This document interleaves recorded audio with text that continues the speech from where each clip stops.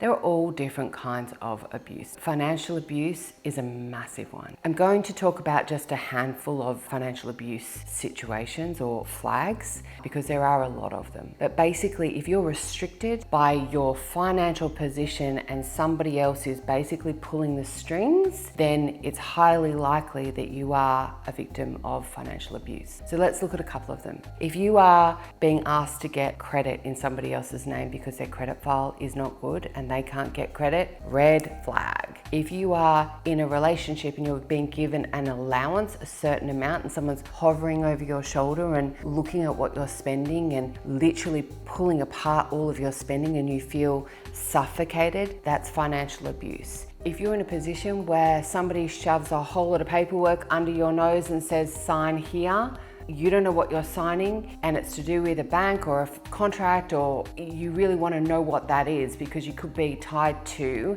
things that you have no capacity to manage from a financial perspective. So your credit score or your good name could be being used to your detriment.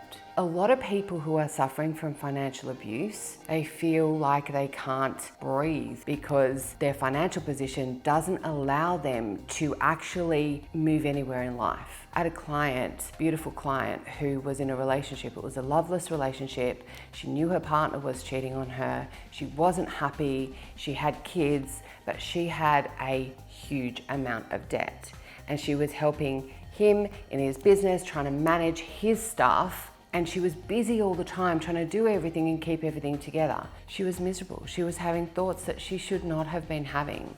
And it was really hard to see. And it was heartbreaking to see this woman stay in a relationship that didn't serve her. Her sparkle had gone. She dimmed her light. She wasn't who she was when I first met her. When we took on the management of her accounts, we managed to freeze all of the payments and we waived a giant amount of her debt. We put payment plans in place that she could afford. And when we did all of that, her confidence grew. She was then able to step away from that marriage and go and create her life. And she now lives this incredible life of abundance, has incredible relationships, beautiful relationships with her children.